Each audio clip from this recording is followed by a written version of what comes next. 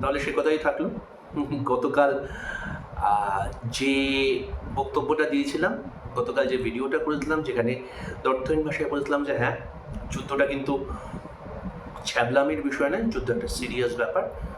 এবং আমাদের যারা স্বরাষ্ট্র মন্ত্রকে আছে, যারা প্রতিরক্ষা মন্ত্রকে আছে এবং যারা দেশটা চালাচ্ছেন এবং সেনাবাহিনী, তারা যারা টিভির সামনে বসে হাতে স্কচ নিয়ে চিয়ার লিডারগিরি করছিলেন তাদের থেকে কিঞ্চিত বেশি বোধ বুদ্ধি সম্পন্ন। যুদ্ধটা তো সোশ্যাল মিডিয়ায় লড়া হচ্ছিল না, বা সেভাবে বলতে গেলে টেকনিক্যালি যুদ্ধটা লড়াও হচ্ছিল না, কারণ ইন্ডিয়া বা পাকিস্তান কেউই ঘোষিতভাবে যুদ্ধ ঘোষণা করেনি। যুদ্ধকালীন পরিস্থিতি, ডিক্লেয়ার্ড ওয়ার আর যুদ্ধকালীন পরিস্থিতি কিন্তু এক নয়। ভারত পাকিস্তান কেউই যুদ্ধে, যেটাকে ফুল ফ্লেজেড ওয়ার বলে, সেটাতে এমনিও যোগদান করেনি। একটা খুব সংকটময় পরিস্থিতি তৈরি হয়েছিল, আমেরিকার মধ্যস্থতায় হোক, পাকিস্তানের ফোনের জন্য হোক, যার কারণেই হোক না কেন, এই মুহূর্তে নিঃশর্ত সংঘর্ষ বিরতি। এবং এর সঙ্গে সঙ্গে যারা যারা মোটামুটি সোশ্যাল মিডিয়াতে বিপ্লব করে দিয়েছিলেন, এবং শুধু সোশ্যাল মিডিয়া কেন বলবো, সোশ্যাল মিডিয়া এবং মেন স্ট্রিম মিডিয়াতে যারা মোটামুটি বালুচিস্তানকে স্বাধীন করে দিয়েছিলেন, সিন্ধকে স্বাধীন করে দিয়েছিলেন, ইসলামাবাদ, লাহোর, রাওয়ালপিন্ডিকে ছাড়খাড় করে দিয়েছিলেন, বিশ্বাস করুন সেনাবাহিনীর যে নথিভুক্ত প্রেস ব্রিফিং এসছে তাতে সেরকম কোনো মান্যতা পাওয়া যায়নি। যাই হোক, কী ক্ষয়ক্ষতি কী না হচ্ছে সেটা আগামী দিনে জানা যাবে। হ্যাঁ, এবার সংঘর্ষ বিরতি যখন হয়েই গেল, তবে এবার কিছু অপ্রিয় প্রশ্ন এবং বাস্তবের সঙ্গে মুখোমুখি হওয়ার সময়। এক, গতকাল কিন্তু আইএমএফ থেকে পাকিস্তান ঋণ পেয়ে গেছে।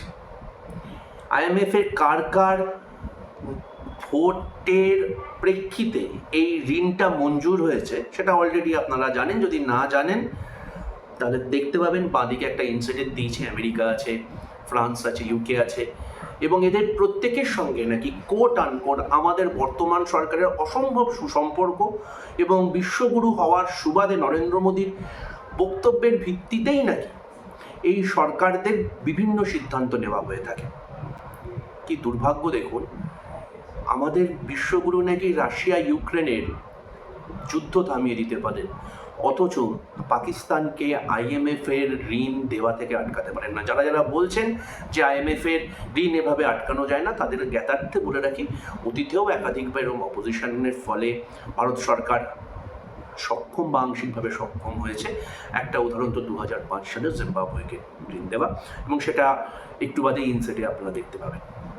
অতএব এই মুহূর্তে যখন আমি আর আপনি আলোচনাটা করছি, অফিসিয়ালি ভারতবর্ষ এবং পাকিস্তানের ভেতর সংঘর্ষ বিরতি হয়েছে 12 তারিখ, 12ই মে। উচ্চপদস্থ সরকারি আধিকারিকরা দুই দেশেরই তারা আলোচনায় বসবে, এবং সামরিক আধিকারিকরা আলোচনায় বসবেন। কি সিদ্ধান্ত হবে না হবে সেটা নিয়ে তখন দেখা যাবে। গত কয়েক দিন ধরে বারবার সরকারের তরফ থেকে বলা হয়েছিল যে এটা নিয়ে এই সময়টা রাজনীতির করার কথা নয়, এবং সব বিরোধী দল তথ্যহীন ভাষায় সেই বক্তব্যে সমর্থন করেছিল। যদিও সরকারি দলের তরফ থেকে সেরকম কোনো সদিচ্ছা দেখা যায়নি, সরকারি দলের হ্যান্ডেল থেকে বিভিন্ন অপ্রীতিকর বক্তব্য সামনে এসেছিল এবং মিথ্যাচার, তার ভেতর সেই মিথ্যাচারগুলোর ভেতর পূর্বতন সরকারকে দোষারোপ করা হয়েছিল না। সেই সময় আমরা সেই প্রশ্নগুলো তুলিনি, কিন্তু আজকে মনে হয় বক্তব্যগুলো সামনে তোলা উচিত যে মাসুদ আজহার যে 26/11 ঘটনার মূল পাণ্ডা, যার আত্মীয় স্বজনকে এইবারের অপারেশন সিন্দুরের সময় মারা গেছে বলে আমরা মিডিয়া থেকে জানতে পেরেছি, এবং তিনি নাকি আপুস নয়নে কাজের ইত্যাদি ইত্যাদি। ভুলবেন না, এই মাসুদ আজহারকে ছাড়তে বাধ্য হয়েছিল কিন্তু অটল বিহারী বাজপেয়ী সরকার। তাকে যদি না ছাড়া হতো, কান্দাহার 1999 সালে কার্গিল যুদ্ধ শেষ হওয়ার অব্যবহিত পরে কান্দাহার যখন প্লেন হাইজ্যাক হয়, তখন কিন্তু বিজেপি সরকার ছিল। তারা কেন দৃঢ়তা দেখিয়ে মাসুদ আজহারকে আটকে রাখতে পারেনি? অন্য কোনো কূটনৈতিকভাবে কেন আমাদের আটকে থাকা প্যাসেঞ্জারদের ছাড়াতে পারেননি? না, সেই প্রশ্ন আমরা তুলিনি। সংসদ আক্রমণের মূল চক্রীর বিরুদ্ধে কেন উত্তর দেওয়া যায়নি? এই মুহূর্তে দাঁড়িয়ে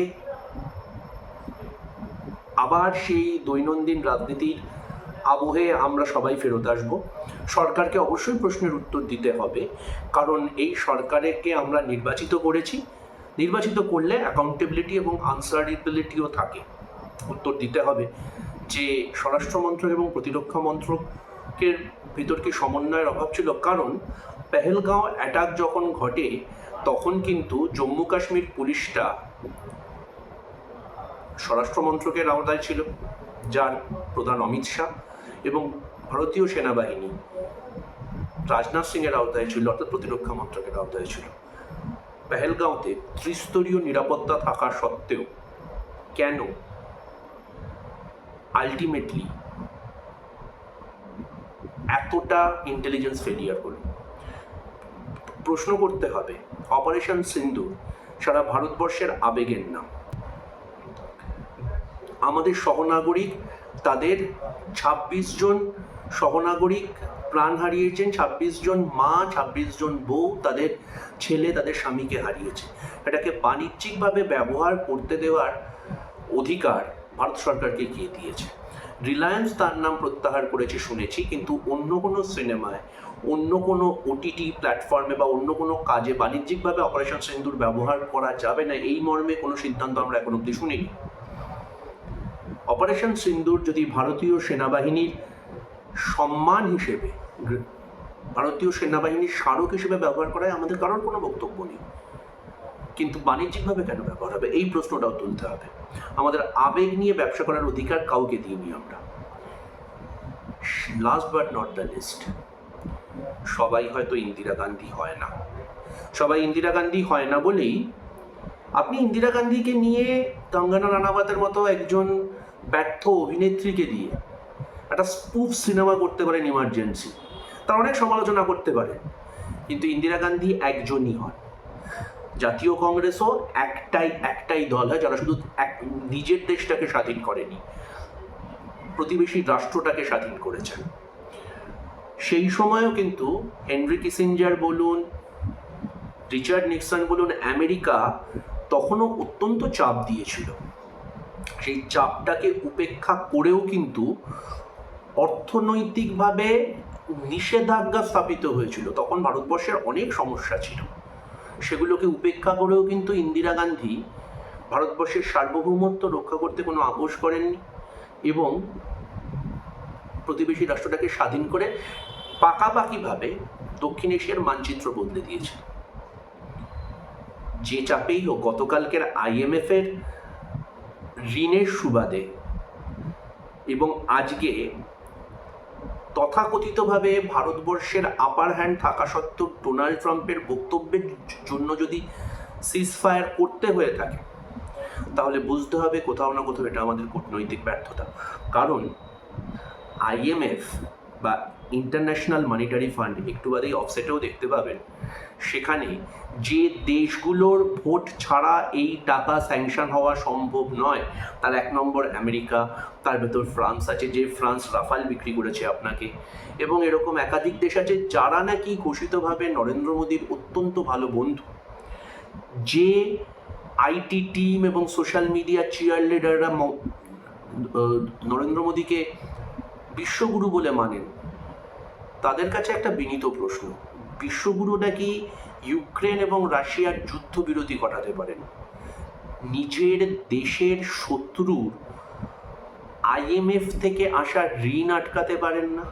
যে IMF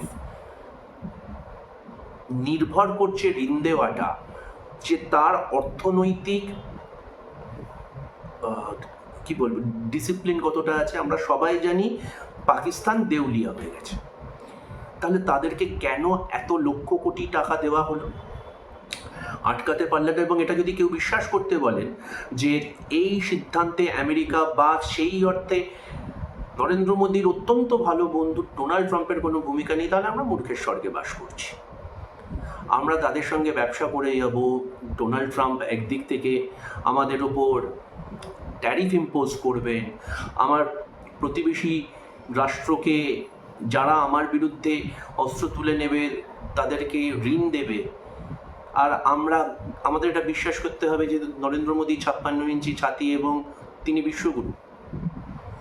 একটু বাড়াবাড়ি রকমের কমেডি হয়ে যাচ্ছে না, নাকি কমেডি অফ এরার্স? থাকলো এই প্রশ্নগুলো। যাই হোক, সংঘর্ষ বিরতি, যে সহনাগরিকদের, যে বীর সেনানীদের আজকে আমরা চিরতরে হারালাম, তাদেরকে তো আর কোনোদিন ফেরত পাবো না। তাই তাদের স্মৃতির উদ্দেশ্যে 1 মিনিট নীরবতা পালন করে আজকের মতো এই ভিডিওটা শেষ করব। ভালো থাকবেন, ভালো রাখবেন। জয় হিন্দ, বন্দে মাতরম।